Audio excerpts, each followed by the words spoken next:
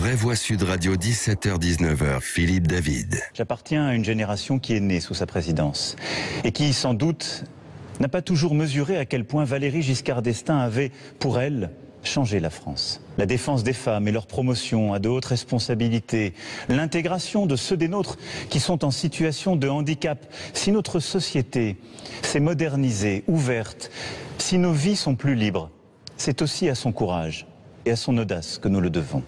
Sans que nous en ayons toujours conscience, nous marchons dans ses pas. Vous avez entendu Emmanuel Macron qui rendait hommage hier à l'ancien président Valéry Giscard d'Estaing avant de décréter un jour de deuil national le 9 décembre. Le chef de l'État a loué un Valéry Giscard d'Estaing visionnaire, réformateur, profondément européen. Emmanuel Macron qui a annoncé que le 2 février prochain, jour de la naissance de Valéry Giscard d'Estaing, serait organisé au Parlement européen de Strasbourg un hommage solennel. L'allocution de Macron était-elle hier empreinte d'une réelle sincérité ou bien était-ce de la récupération politique? Vous pouvez réagir au 0826 300 300 et sur les réseaux sociaux, et c'est l'heure du duel. C'est l'heure du duel.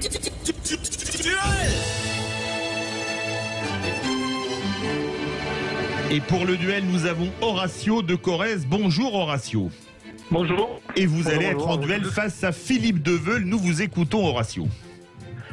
Oui. Pour vous, il n'y a pas de récupération? Pour moi, entre deux. C'est un peu histoire politique et pas de récupération parce que je pense qu'il fait son devoir en tant que président.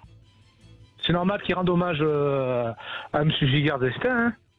Donc voilà. Hein, donc, et puis un petit peu parce que c'est un peu aussi politique. Hein, donc il ne faut pas se cacher la face. Voilà.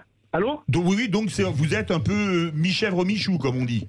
Voilà, entre deux. Entre deux. C'est ça. Entre deux. Philippe Deveul. Pourtant, je suis pas centriste, hein, donc. Ah bon. alors, évidemment, puisque c'est un duel, j'irai davantage sur la piste de la récupération. On ne peut pas comparer Valéry Giscard d'Estaing à Emmanuel Macron, ne serait-ce déjà par l'époque.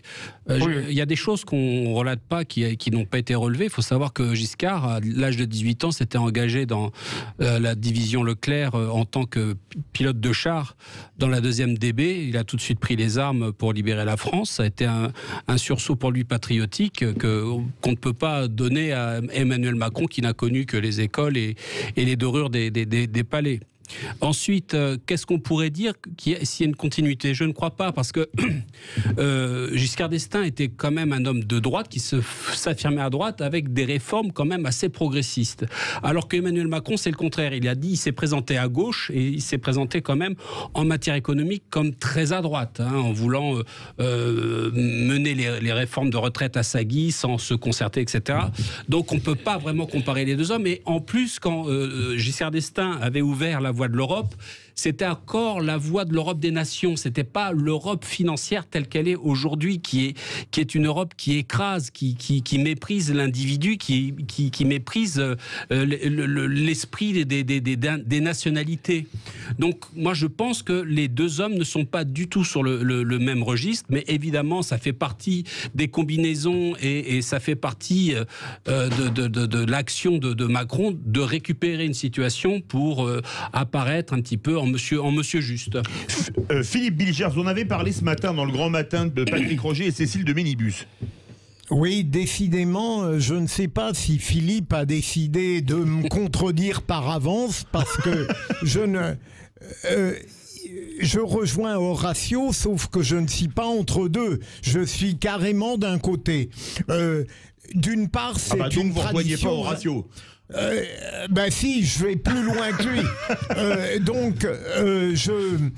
C'est une tradition républicaine, d'ailleurs, qu'Emmanuel Macron avait déjà utilisée et respectée avec Jacques Chirac. Deuxième élément, l'hommage qu'il a rendu hier à Valéry Giscard d'Estaing était de qualité. Au fond, il rapportait un certain nombre d'évidences que même les adversaires les plus résolus de Giscard Giscard, ne discutez pas, je ne parle même pas de son extrême intelligence, mais de sa vision européenne et plus généralement de l'influence considérable qu'il a eue sur notre vie politique, peut-être davantage extérieure que lorsqu'il était lui-même au pouvoir. Et troisième élément, et là je réponds à Philippe très directement, il est tout à fait possible que dans l'hommage qu'il a rendu à Valéry Giscard d'Estaing, il y a eu des points qui concernaient sa propre personnalité. Je ne le discute pas une seconde, mais je préfère répondre à votre question, Philippe David, en disant non, il n'y a pas de récupération vulgaire et il n'y a pas d'instrumentalisation choquante de la part du président. Stella Kenner. Moi, je reste quand même dubitatif, Philippe Bilger, parce que, bon, il est vrai qu'on ne dit pas du mal des morts, et c'est vrai que ce n'est pas le président de la République qui se permettrait d'aller devant les caméras et exprimer sa véritable pensée, mais il a un peu présenté Valéry Giscard d'Estaing comme un homme, voilà, qui a été un héros de son temps, un homme à qui les Français ont fait confiance, et moi, personnellement, en ce qui me concerne, j'ai rendu hommage à cet homme par rapport à son côté féministe et son programme avec Simone Veil.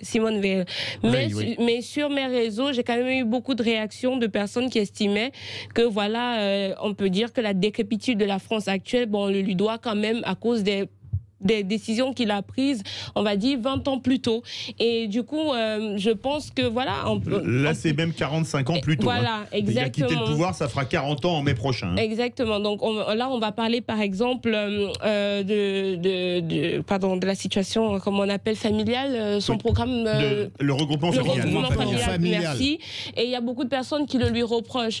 Et effectivement, M. Philippe disait tout à l'heure, il a donné son aval pour l'Europe des nations, ce qui n'est pas du tout, on n'est pas en face aujourd'hui de la même Europe.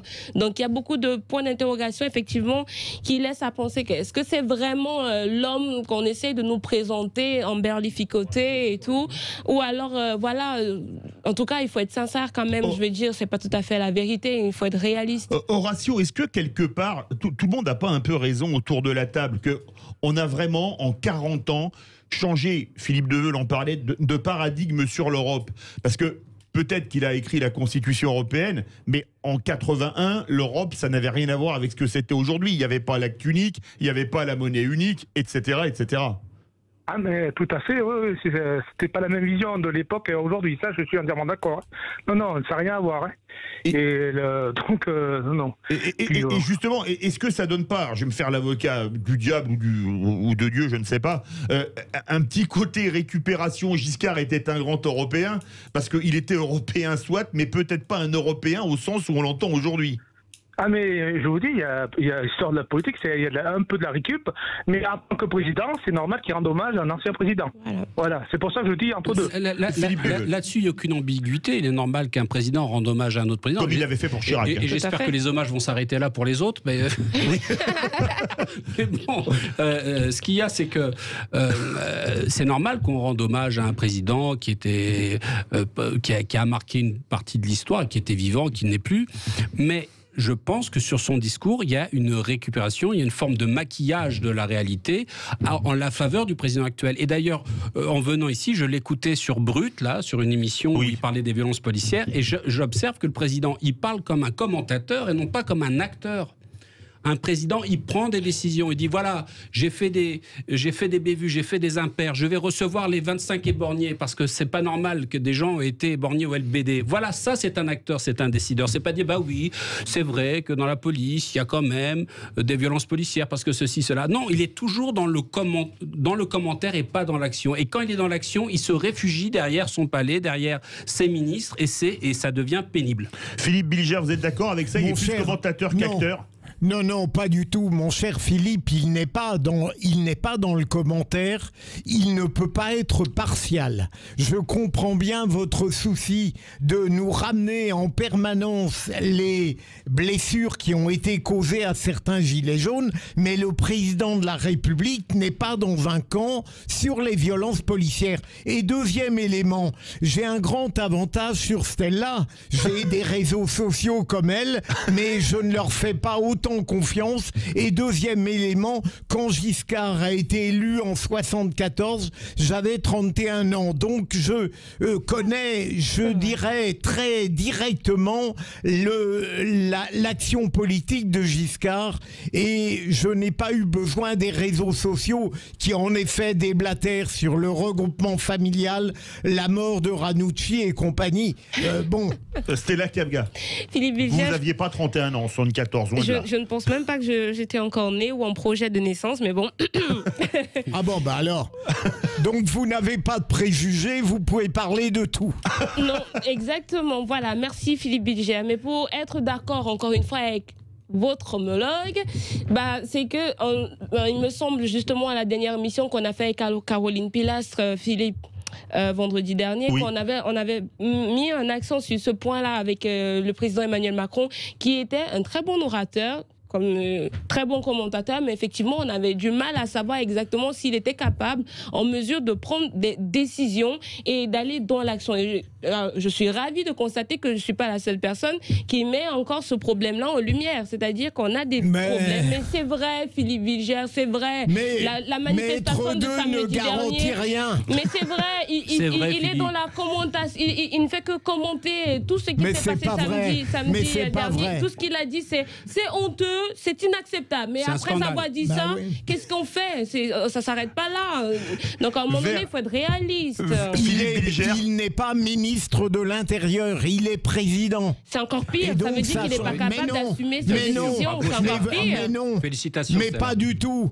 Mais vous êtes en train de confondre les rôles complètement. Et même si en effet, sur d'autres plans, Emmanuel Macron a pu commenter. Je n'en disconviens pas, mais pas là-dessus. Philippe Bilger, vous êtes un peu seul contre tous, et oui, et verdict, on remercie. Et nous allons couper l'antenne.